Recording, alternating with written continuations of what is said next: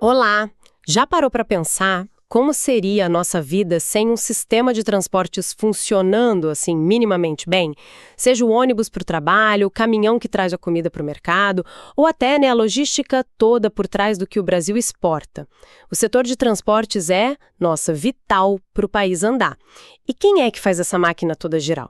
Olha, tem muito profissional envolvido, claro, mas hoje a gente vai mergulhar em duas figuras centrais, o técnico e o engenheiro de transportes. Muita gente tem dúvida, né? Qual a diferença real? E a formação, como é que uma se compara com a outra? Onde um começa e o outro termina na prática? Nossa análise hoje vai desde a formação mesmo, sabe? O reconhecimento pelos conselhos, até como eles atuam no mercado, como a carreira pode seguir.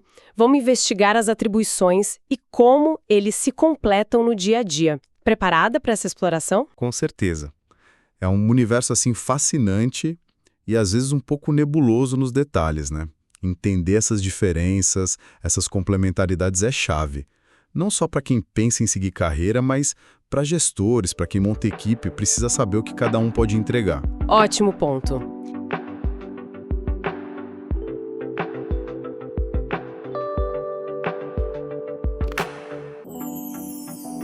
Como é que essas profissões são vistas e reguladas hoje em dia? Olha, historicamente, teve um período com menos clareza, sabe? Na definição das atribuições dos técnicos de nível médio, principalmente em relação aos engenheiros, mas com a criação de um sistema de conselhos próprio para os técnicos industriais, o sistema CFT-CRT, Conselho Federal, e os conselhos regionais dos técnicos, essa linha ficou mais clara. CFT e o CRT, certo? Isso. Antes ficava tudo meio que debaixo do guarda-chuva do sistema Confiacrea, que é quem regula os engenheiros. Isso podia gerar assim uma sobreposição, uma dificuldade na hora de fiscalizar o que era especificamente técnico. Então ter um conselho específico para o técnico ajudou a dar mais identidade para a função. Mais clareza. Exatamente. Permitiu um foco maior nas particularidades da formação técnica, da atuação de nível médio. Criou um marco regulatório próprio mais ajustado para essa realidade. E falando em formação, aqui já tem uma diferença bem grande, imagino. Sim, é a base de tudo, né? A diferença mais fundamental. O curso técnico ele é de nível médio. Geralmente a duração varia ali entre 1 ano e meio, 2 anos. Se a gente olhar o Catálogo Nacional de Cursos Técnicos, por exemplo, vê que muitos cursos na área de infraestrutura, transportes, ficam na casa das 1.200 horas de carga horária. Bem mais rápido que a engenharia, né? Que é uma graduação completa. Exato. Engenharia de transportes, ou qualquer engenharia, na verdade, é curso superior. Graduação plena, exige no mínimo 5 anos de estudo pesado. Às vezes até um pouco mais, dependendo da faculdade, do ritmo do estudante. Agora, uma coisa que me chamou a atenção é a ideia do curso técnico como um possível primeiro passo, assim, estratégico antes da engenharia. Isso não parece ser o mais comum, mas é visto como interessante? Pode detalhar um pouco? É verdade. Não é o fluxo mais, digamos, tradicional, mas pode ser uma estratégia bem inteligente para quem pensa a longo prazo. Começar pelo técnico permite entrar mais rápido no mercado de trabalho. Imagina alguém que faz o técnico, começa a trabalhar na área, sei lá, como auxiliar de planejamento de tráfego, desenhista ou acompanhando obra. E aí, enquanto trabalha, vai cursando a engenharia. Essa pessoa chegaria no diploma de engenheiro já com uma bagagem prática. Bem boa, né? Exatamente. Poderia juntar, sei lá, uns 5 anos de experiência real no setor. Isso forma um engenheiro recém-formado que já entende a linguagem da obra, sabe? Os desafios da operação, as dificuldades ali do dia a dia. É um diferencial competitivo enorme no mercado. O mercado valoriza demais essa combinação de teoria forte e convivência. Faz todo sentido. E como ficam as responsabilidades legais? Quem pode assinar o quê? Como é que os conselhos definem essas fronteiras? Esse ponto é crucial, né? Gera muita dúvida mesmo. As atribuições elas são definidas pelos conselhos de cada um, sempre com base na formação que o profissional teve e que está registrada. Para os engenheiros, quem define é o sistema Confea-CREA. O CREA de cada estado pega o projeto pedagógico do curso de engenharia, o histórico do profissional e aí concede as atribuições. Ele verifica se o que foi estudado bate com os campos de atuação que estão lá nos normativos do CONFEA. E quem faz essa análise lá dentro do CREA? São as câmaras especializadas, que são compostas por profissionais da própria área. Entendi. E para os técnicos, o processo é parecido, mas dentro do sistema deles, do CFT-CRT. Correto. Para os técnicos industriais, e aí entram os de transportes, quem cuida é o sistema CFT-CRT. O Conselho Regional dos Técnicos, o CRT, analisa o currículo do curso técnico e confere as atribuições, seguindo as diretrizes gerais que vêm do Conselho Federal, o CFT. E aqui vem aquela pergunta clássica. O técnico precisa sempre de um engenheiro assinando junto ou supervisionando direto? Olha, essa é uma percepção bem comum, mas não é. Não é bem assim. Dentro do escopo das atribuições que o técnico recebeu do CRT, baseado na formação dele, ele tem autonomia e responsabilidade técnica pelos serviços que ele executa. Não tem uma regra geral que obrigue supervisão ou coassinatura de engenheiro para tudo, sabe? Se um serviço está claramente dentro da competência normativa de um técnico, ele pode e deve se responsabilizar por aquilo. Isso é interessante, quer dizer que, para certas tarefas bem definidas, a responsabilidade final é do técnico mesmo, não necessariamente de um engenheiro que está ali supervisionando. Desafia um pouco aquela hierarquia que a gente imagina, né? Exatamente. Desafia essa ideia de uma subordinação técnica que seria automática. A relação é mais de complementariedade de escopos diferentes. O que manda na responsabilidade é a competência legal para fazer aquilo, validada pelo conselho de classe. Claro, em projetos grandes, complexos, a coordenação geral pode até ser de engenheiro, mas as responsabilidades por partes específicas podem ser dos técnicos especialistas. Muito claro. Então, fechamos este bloco entendendo que temos níveis de formação diferentes, durações, focos distintos e sistemas regulatórios próprios, que definem as competências e a autonomia de cada um no seu campo.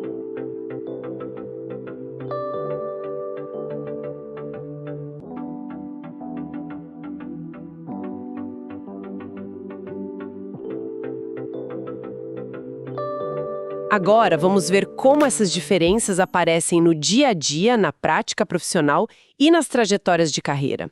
Qual o foco principal de cada um? Atenção dos sistemas de transportes de um jeito mais amplo.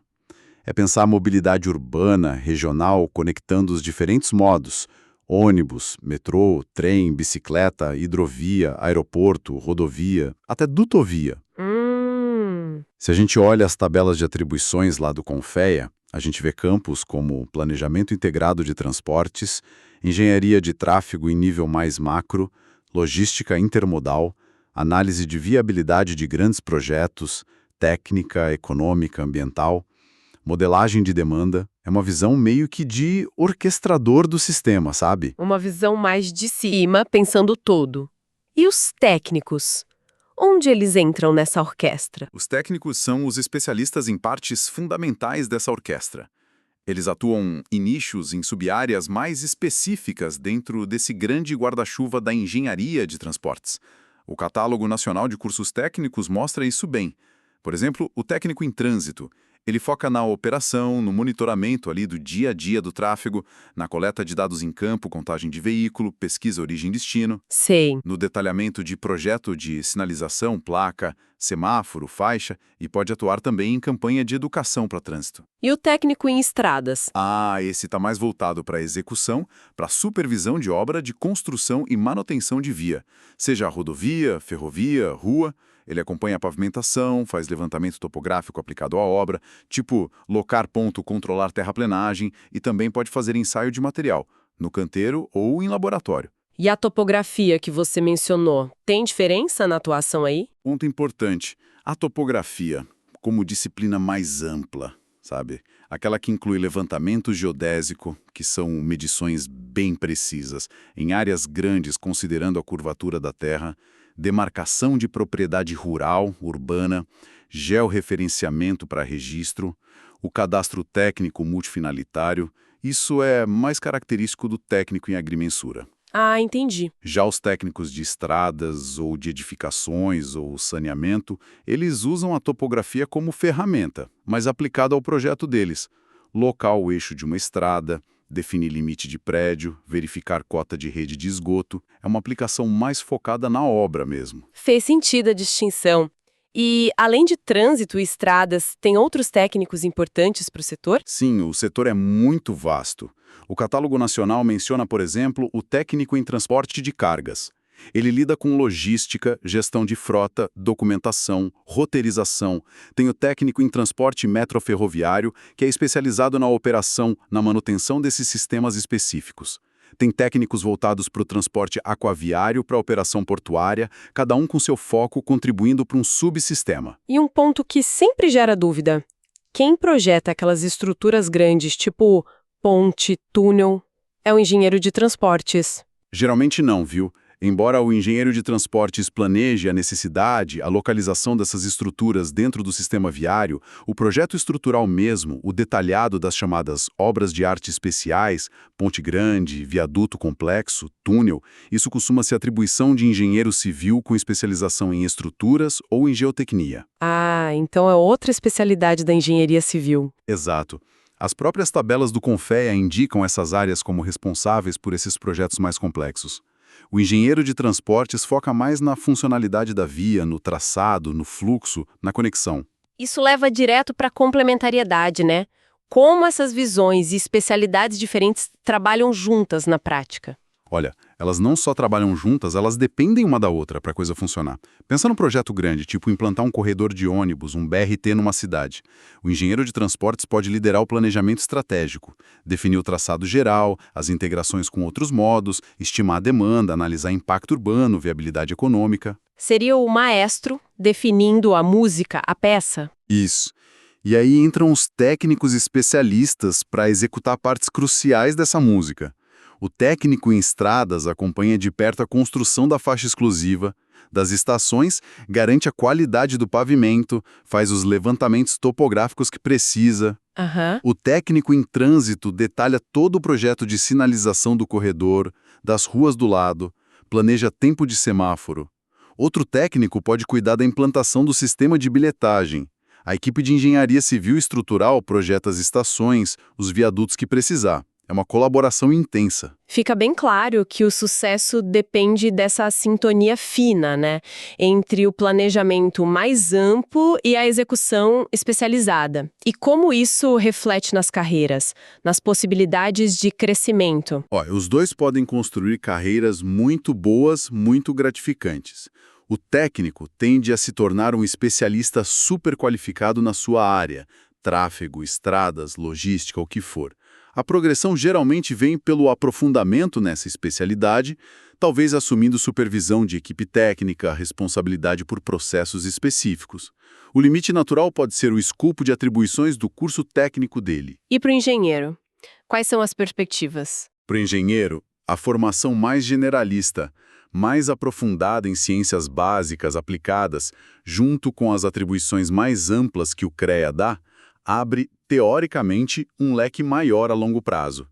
Ele pode progredir para cargo de gestão de projeto grande, coordenação de equipe multidisciplinar, planejamento estratégico em nível de política pública ou grande empresa, consultoria de alto nível, pesquisa, desenvolvimento de tecnologia para o setor. A visão sistêmica permite essa subida para posições de maior complexidade gerencial e estratégica. Então, a escolha entre começar como técnico ou ir direto para a engenharia realmente impacta o tipo de trajetória que se pode esperar. Impacta, mas não é determinista, sabe? Como a gente falou, começar como técnico pode dar uma base prática muito valiosa para a engenharia depois. A escolha tem que levar em conta os objetivos, o perfil de cada um, alguém mais voltado para a aplicação prática, para o fazer acontecer ali no campo, na operação, pode se realizar plenamente como técnico. Certo. Já quem tem uma inclinação maior para o planejamento mais abstrato, para a análise de sistema complexo, para a liderança de iniciativa grande, talvez encontre na engenharia o caminho mais alinhado com o que busca a longo prazo. Fica claro, então, são papéis diferentes, mas igualmente essenciais. Nenhum é melhor, né? São peças diferentes de uma engrenagem que é vital para a sociedade.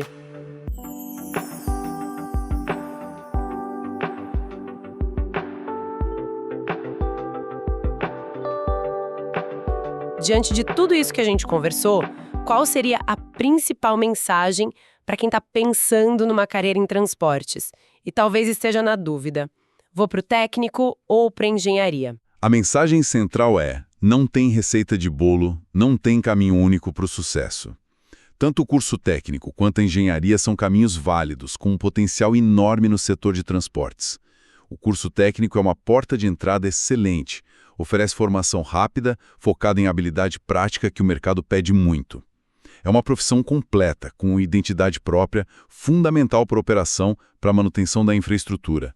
Não deve ser visto só como um degrau para a engenharia, mas como uma carreira valiosa por si só. E para quem pensa direto na engenharia? A engenharia dá uma base teórica mais robusta, uma visão mais ampla dos sistemas de transporte. Abre portas para desafios de planejamento, projeto, gestão em maior escala.